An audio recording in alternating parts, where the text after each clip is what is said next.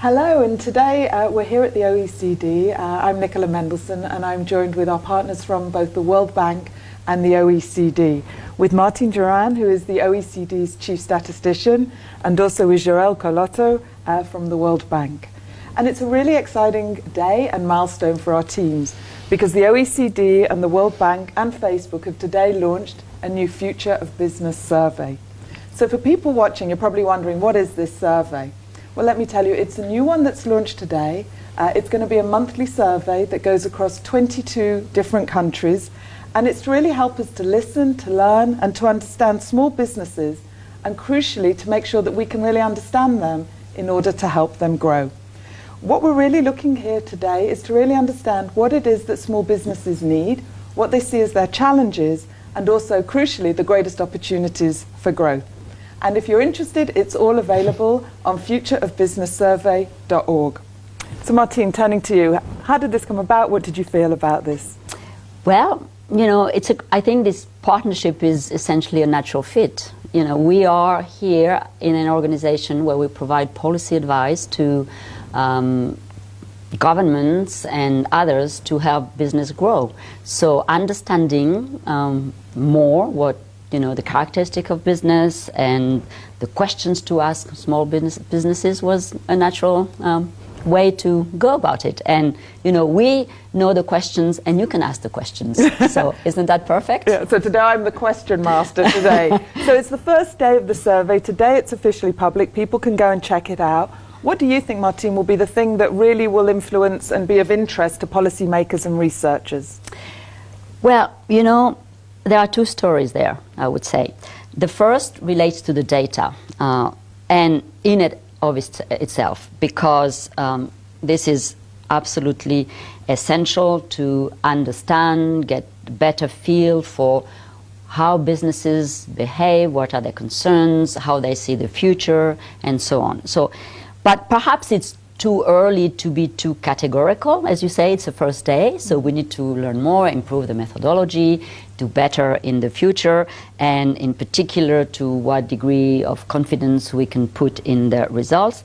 But I think what's very interesting, and that's perhaps my second point, is that it's very clear that for us, understanding in particular business confidence, is something that we want to, and particularly the business confidence indicator going forward, it's something that we're very much looking forward to follow over time, as no doubt it will capture data and indicators that we have difficulty to get otherwise. Okay, and Joël, turning to you, what do you think it is about this that's going to really interest researchers that they're in the international development, such as yourself? Well, obviously the findings, the ability to present findings which are highly disaggregated, the ability to show results in almost real time. So these are kind of the exciting part of the findings. But as a researcher, and we just mentioned in the presentation before, we always read in between the lines. We always look at the technical notes, the technical appendix.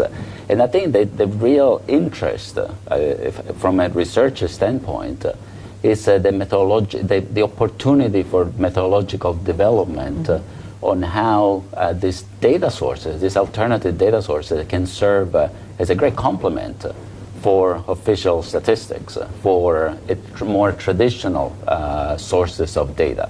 Because ultimately, like we just said, the bank, we're serving countries, we're supporting countries in making in improving their data for policy making. So therefore, there's from a researcher standpoint, a report like this is great because he asks a lot of questions. He provides a lot of answers, but he also asks a lot of questions, methodological questions, analytical questions, and I think that's where it excites me. Good. So it's the complementary nature of the report alongside existing reports that can really add the extra value. And one of the things that we launched today was the Business Confidence Indicator, and I know you're very familiar, both of you, with business confidence indicators. Martine, can you tell me a little bit about why that matters, why that's important, and what clues it can give us? Well, you know, if you ask me, we are the organization that publishes every month already what we call our composite leading indicators, our famous CLI. So anybody in my staff, you would ask, is it important to get a better understanding of the business sentiment? And they would immediately jump on it, okay? So, but the question is, if we already publish those composite leading indicators, and we calculate them, what is it adding to what we have? Well, first of all, a very important aspect is this timeliness issue, because you know we rely on data that can be a little bit outdated, and then we try to project into the future. There we have almost, you know, on the day, not on the day because it will be a regular. We're not that quick yet. No, not that quick, but almost. And so, and that is a very interesting feature. The other thing, of course, is what we get here is what was just said, is it complements what we already have. And I mean, I just want to show that because we just published today Entrepreneurship at a Glance, which already gives a very interesting picture of many aspects of entrepreneurship. But what we will get from these business confidence indicators is a special focus on those particular firms that are active in the digital world through being active in Facebook. So it's great to see this, and both of you are experts in bringing out new data sets. How important, Joe, is it to bring out new data sets to measure things like this? Very, in one word. Okay, but, are you going to expand on that? let me elaborate more on that. First of all, I'd like to comment and congratulate Facebook for deciding to make all the data from this project available to users and researchers around the world. At the bank, I would qualify myself and a lot of colleagues at the bank and the majority of colleagues at the bank as enthusiastic supporters of open data and public access data. To us, it's a win-win situation, like in the sense that we tend to overemphasize the win for the user. So the user obviously win, particularly when they're good data, with their relevant data. But I think something that we often do not underscore is the potential gain for data producers of open access. Because through open access, through public access, we drive innovation in data methodology, we improve quality, and we increase accountability ultimately, like for what we do. So I think we are, like as I said, enthusiastic supporters. And so we support your decision to make the data available. Thank you. And I think one of the things that touches upon is how digital can help, really to help businesses to grow, and how they can form part of the innovation around small businesses as well. So I'm interested, Gero, to you, what do you think are some of the opportunities that we can help small businesses with in this new mobile economy? Countless. Just one word. You're good on these one-word answers.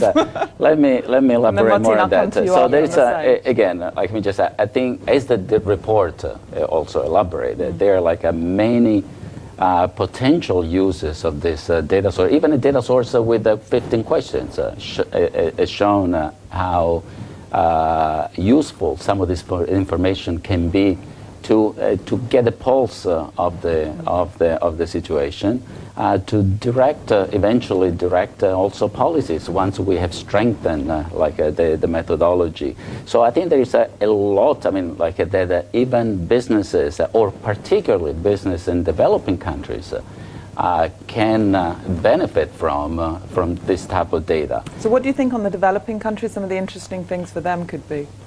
Well, I think just the fact, like you just said, one of the constraints of the developing, for example, I mean, to me, is on our side linking to the methodological development and to the expansion of this work program. It's like how we can better reach, these businesses.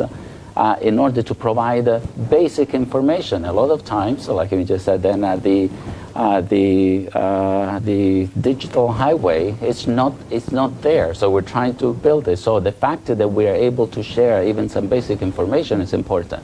But one point that I like to make, and I think we were talking with Martin before, and again, I don't want to sound like a Luddite or anything, but we need to consider when we think about developing countries that in order to really truly reap the benefit, the dividends of the digital revolution, we need to think that often there are some analog prerequisites that we need to put in place to make sure that small businesses, because ultimately, like you just said, if there is internet but there's no electricity, I think that they will be more limited. So I think just obviously the information will be extremely useful, but at the same time we need to kind of develop technologies which are like a fit for purpose, fit for context, to developing country situations. Martin, coming to you on the mobile economy and the opportunities, what do you think some of the biggest opportunities for small businesses here are? Like Gero, I wouldn't say countless, but tremendous. Okay. One word. Okay, one word.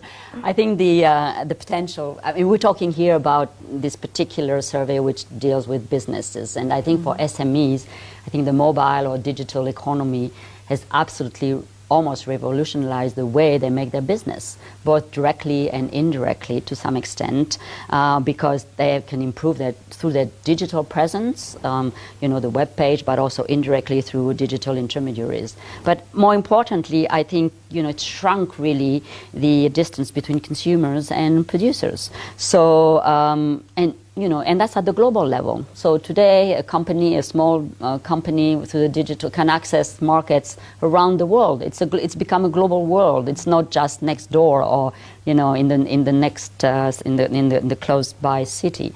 So, but also for businesses, this has represented significant cost efficiencies because the way they can now understand better the market, how they can know about their competitors, and so on, by just going, through the internet and so on. And importantly, also, if they want to set up a business somewhere, they can find everything, the information about the regulations, how you go about it, how you can. So, I mean, there are many, many ways where the digital economy, at least for SMEs, represents really a tremendous opportunity.